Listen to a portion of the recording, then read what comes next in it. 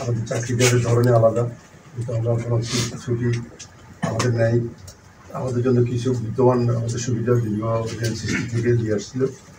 বিগত সরকারের আমলে 3/11/2021 সালে আমাদের এই বিদ্যমান সুবিধা কিছু রহিত করা হয়েছিল। আমরা দাবি করে আসছিলাম ওই সরকার থেকে। পরবর্তীতে আমরা একের পর আমাদেরকে ওনারা কথা দিয়েছে এবং কথা আমরা বিভিন্ন সময় কর্মসূচি দিয়েছি, কর্মসূচি আমরা বিদ্রোহ করছি। বর্তমান ইন্টারভিউ সরকার আসার পরেও ওনাদের সাথে আমাদের সচিব মহোদয় এবং ডিজি মহোদয়ের সাথে আমাদের বর্তমান উপদেষ্টা মহোদয়ের সাথে আমরা কয়েকবার বসছি, কয়েকবার ওনাদের সাথে আমাদের কথা হয়েছে। পরবর্তীতে ওনারা আমাদের এই ব্যাপারটাকে আসলে আমলে নেয় না কি জানি না, ওনারা আমাদেরকে কথা দিই এবং পরবর্তী আমাদের সময় দিয়েছিল 31 ডিসেম্বর পর্যন্ত।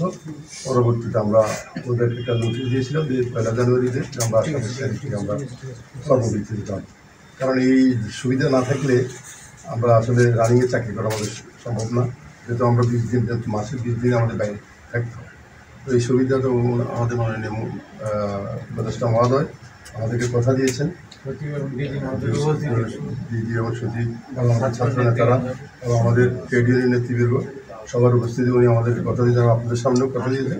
উনি অর্থ মন্ত্রণালয়ের মাধ্যমে এই জিনিসটা দ্রুত কালকের মধ্যেই সমাধান করবেন এবং আমাদের পূর্বের যে আমাদের সুবিধাতে আসছে, আমাদের যারা 22 সালে যারা আগে জয়েন করছে, দীর্ঘ চাকরি করে আসতেছে, রানিংয়ের যে সুবিধা আগে ছিল সবগুলো বিদ্যমান, সবগুলো আমাদের 75% যে অনৈতিক হারের যে পাওয়া না পেনশনের সুবিধা, ওগুলো সব আমরা পূর্বে নিয়ে পাই।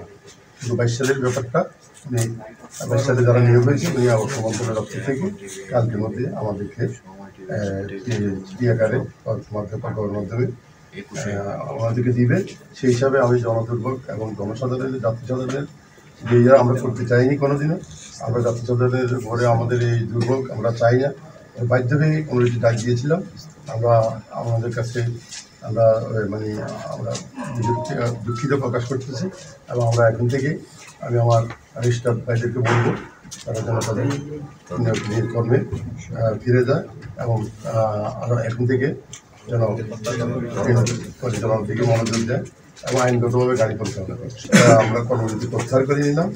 রেলের একটা কর্মবিরতি চলছিল এবং এটা আমরা শ্রমিক নেতৃবৃন্দও মনে করেন যে এটা জরুরি হলে মানুষের অসুবিধা হয়, আমরাও মনে করি অসুবিধা হয়।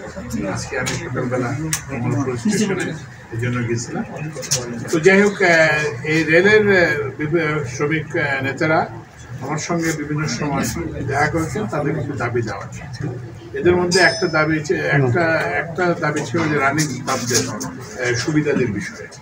তো এইটা আমরা অর্থ বিভাগের সাথে অর্থ মন্ত্রণালয়ের সাথে টেক আপ করি এবং অর্থ মন্ত্রণালয় কিছু সুবিধা দিয়েছেন।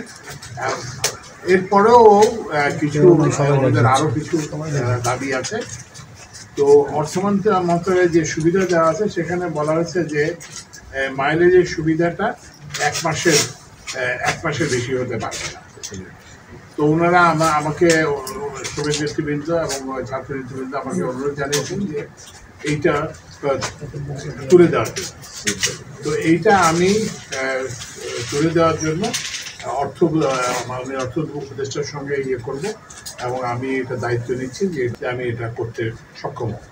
আরেকটা জিনিস হচ্ছে যে রেলের ওনারা যে বিদ্যমান যে সুবিধা দিয়ে আছে সেগুলো সব বহাল থাকবে। আগে থেকে চলে যেগুলো আসছে সেগুলোতে কোনো হবে না, পরিবর্তন হবে না। কেউ না বুঝলেও আমরা আপনার প্রয়োজন বুঝি, আর তাই তো অত্যাধুনিক ফিচার সম্বলিত বিভিন্ন সাইজ আর কালারের 250-টিরও বেশি ডিজাইন অপশন নিয়ে ওয়ালটন স্মার্ট ফ্রিজ বোঝে আপনার প্রয়োজন।